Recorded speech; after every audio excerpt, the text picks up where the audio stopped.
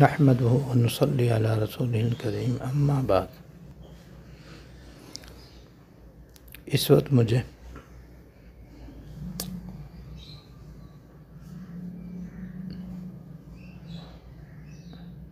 ایک صحابی حضرت طلحہ بن برہ رضی اللہ تعالیٰ عنہ کا عجیب و غریب واقعہ اور سبق آموز واقعہ یاد آ رہا ہے۔ وہی عرض کرتا ہوں اور اس میں جو ہمارے لیے سبق ہے آخر میں اس کو انشاءاللہ بیان کروں گا، جس پر ہمیں عمل کرنا چاہیے۔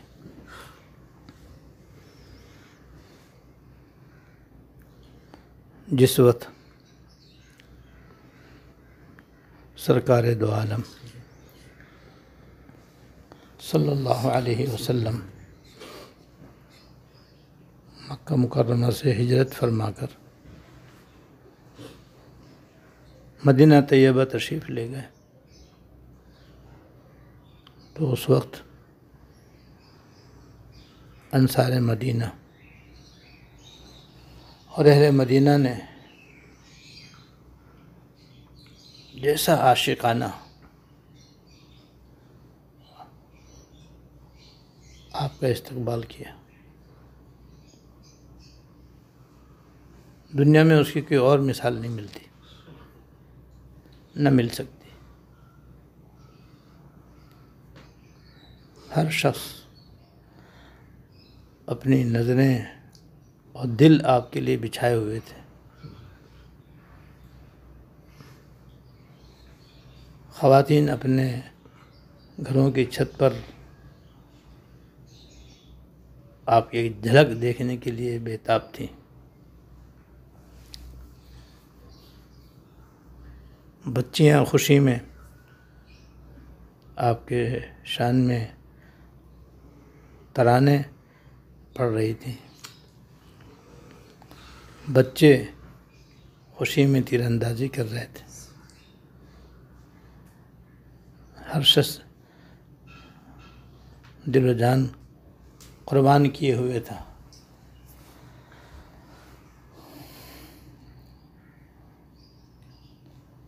اور یہ مشہور شعر ان کی زبان پر تھا کہ طلع البدر علینا من ثنیات الوداع، کہ ہم پر 14ویں رات کا چاند طلوع ہوا ہے، رخصت کرنے کی گھاٹیوں اور ٹیلوں کے اندر سے۔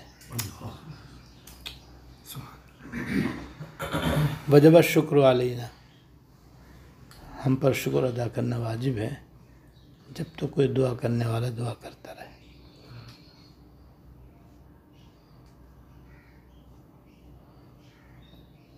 اور ہر شخص یہ چاہتا تھا کہ حضور میرے گھر تشریف فرماؤ،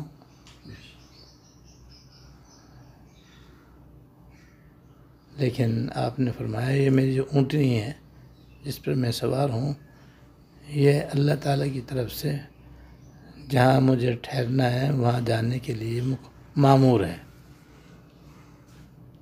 بس جس گھر کے سامنے جا کے یہ بیٹھ جائے گی بس میں وہیں ٹھہر جاؤں گا۔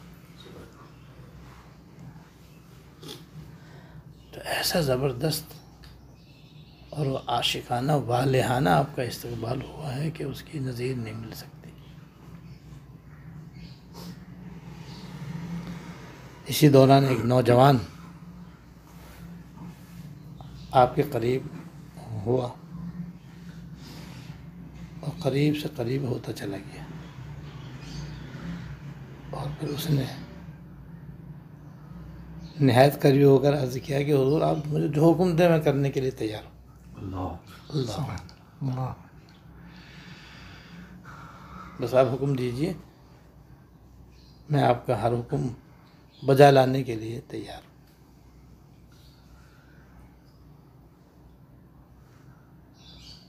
یہ سن کر آپ بہت خوش ہوئے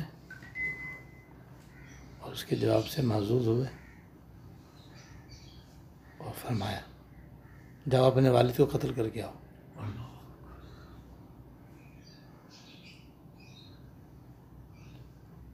فوراً وہ جو جوان تیار ہو گیا، کیونکہ اس نے جو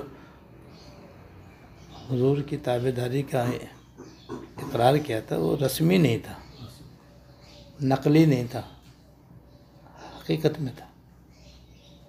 اس لیے بغیر کسی تعویل کے، بغیر کسی حجت کے، بغیر کسی جھجک کے فوراً وہ اپنے باپ کو قتل کرنے کے لیے چل دیا۔ جیسے چلا آپ نے دوبارہ آواز دی کہ واپس آؤ، اپنے باپ کو قتل مت کرنے جاؤ۔ اور پھر فرمایا میں قطع رحمی کرنے کے لیے نہیں بھیجا گیا ہوں، صلی اللہ علیہ وسلم، صلی اللہ علیہ وسلم۔ رشتہ داروں سے، عزیزوں سے قطع تعلقی کرنے کے لیے، ان کے ساتھ قطع رحمی کرنے کے لیے مجھے نہیں بھیجا گیا ہے۔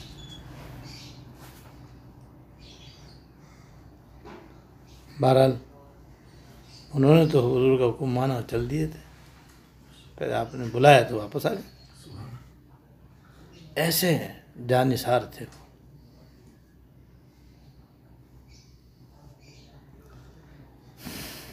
اتفاق کی بات کہ انہی ایام میں جب آپ تشریف لائے تھے مدینہ منورہ، یہ نوجوان سخت بیمار ہوئے ہیں اور اس میں ان کا انتقال ہو گیا۔ لیکن مرنے سے پہلے انہوں نے محبت کا صحیح مطلب لوگوں پر واضح کر دیا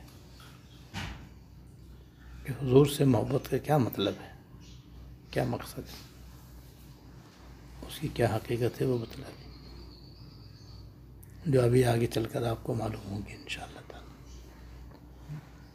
جب حضور صلی اللہ علیہ وسلم کو اطلاع ملی کہ یہ نوجوان بیمار ہے تو آپ اس کی عیادت کے لیے تشریف لے گئے۔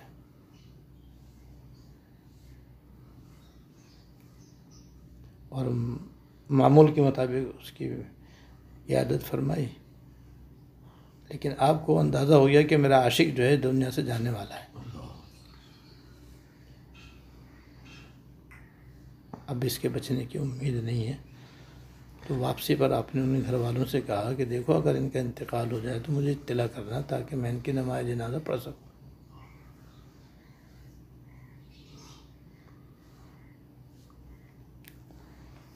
اور آپ تشریف لے گئے۔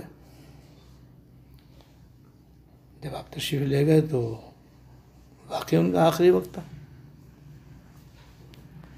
لیکن انہوں نے مرنے سے پہلے عجیب و غریب اپنے گھر والوں کو وصیت کی کہ جب میرا انتقال ہو جائے تو حضور کو مت بتانا۔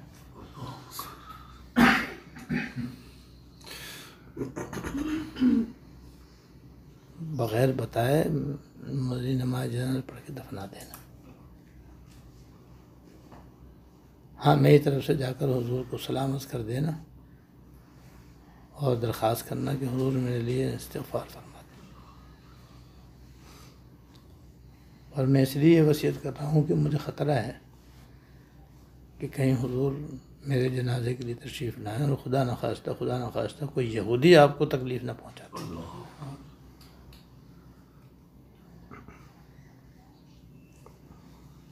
اس لیے میں یہ وصیت کر رہا ہوں۔ چنانچہ ان کا اسی رات انتقال ہو گیا اور گھر والوں نے حضور کو اطلاع دیے بغیر غسل دے کر کفنا کر دفنا دیا، نماز پڑھ کے دفنا دیا۔ صبح جا کر کے سارا واقعہ حضور کو بتایا کہ اس طریقے سے آپ نے تو یہ فرمایا تھا کہ جب ان کا انتقال ہو جائے تو مجھے اطلاع کرنا، لیکن اس نے یہ وصیت کی اور اس لیے وصیت کی تاکہ کسی یہودی کو آپ کو تکلیف پہنچانے کا موقع نہ ملے، کیونکہ وہ تو حضور کے جانی دشمن تھے، اللہ بچا۔ اس لیے حضور ہم نے تو بغیر آپ کو اطلاع دیے ان کی وصیت کے مطابق ان کو دفنا دیا۔ تو آپ ان کے مزار پہ تشریف لے گئے۔ مدینہ منورہ میں مسجد نبوی کے سامنے ہی تو جنت البقیع ہے،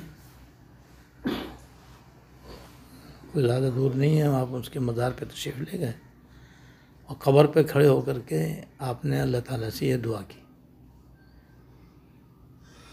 کہ یا اللہ، آپ طلحہ بن برا سے اس حالت میں ملنا کہ آپ اسے دیکھ کر خوش ہوں، وہ آپ کو دیکھ کر خوش ہوں، صلی اللہ علیہ وسلم۔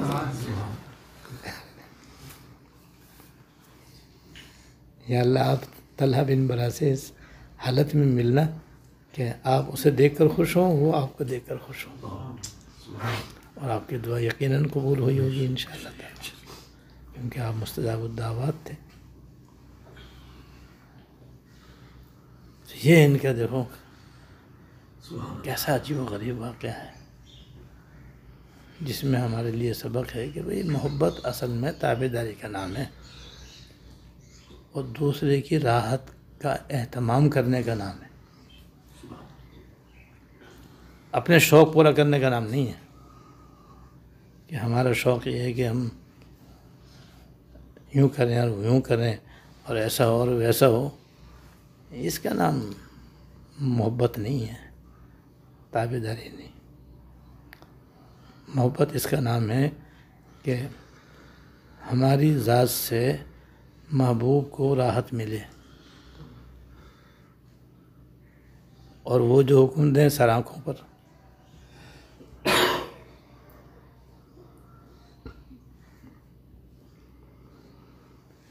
اس لیے انہوں نے حضور کی نماز جنازہ بھی چھوڑ دی حضور کی راحت کے خاطر، کیونکہ حضور علیہ السلام کی حیات طیبہ میں جب کسی صحابی کا انتقال ہوتا تھا تو عموماً حضور ہی اس کی نماز جنازہ پڑھتے تھے، جو ان کے لیے باعث تسکین، باعث رحمت، باعث مغفرت ہوتی تھی۔ اتنی بڑی نعمت بھی انہوں نے حضور ہی کے خاطر چھوڑ دی، اور یہ وصیت کر دی کہ میری انتقال کی حضور خبر مت دینا، تاکہ آپ میری نماز جنازہ میں تشریف نہ لائیں، تاکہ کہیں حضور کو تکلیف نہ ہو جائے۔ اللہ، یہ ہے اصل محبت۔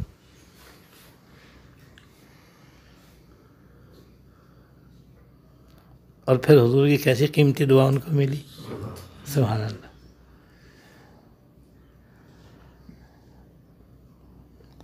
تو وہی اصل چیز یہ ہے، صحابہ کرام کے اندر یہ بات خاص طور سے پائی جاتی تھی کہ بس وہ ہر وقت حضور کی راحت کا خیال فرماتے تھے، اپنے قول فعل سے بس حکم دیا سر آنکھوں پر، اور اپنی طرف سے حضور کو راحت پہنچانے کا اہتمام کرتے تھے۔ تو اصل محبت ہے فرما برداری کرنا،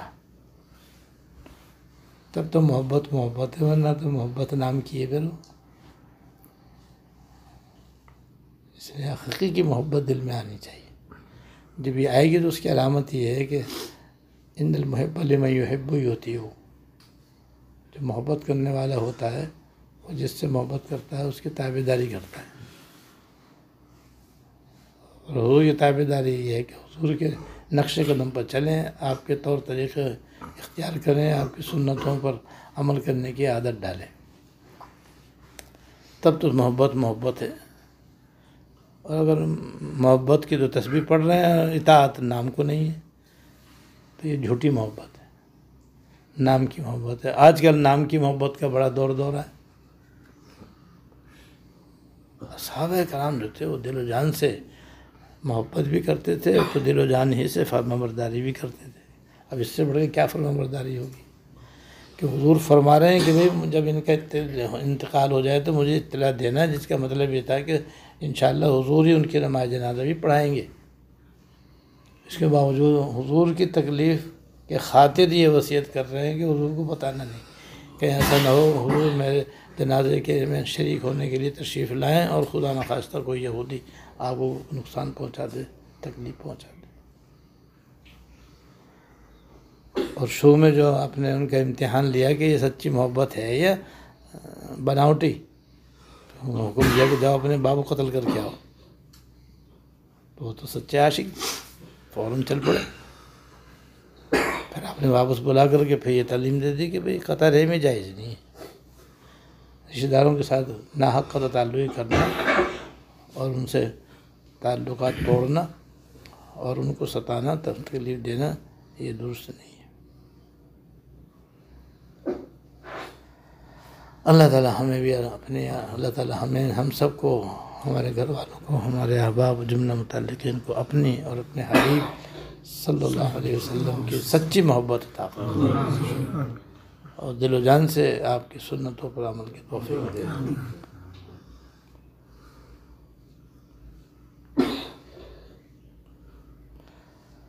یہی آرزو ہے کہ جانے من تیرا نام لیتا ہوا مروں، تیرے کوچے میں نہ صحیح مگر تیرے رہ گزر پہ مزار، نکل جائے دم تیرے قدموں کے نیچے۔ یہی دل کی حسرت، یہی آرزو ہے۔ اللہ تعالیٰ یہ نصیب فرمائے۔ آخر دعوانا الحمدللہ۔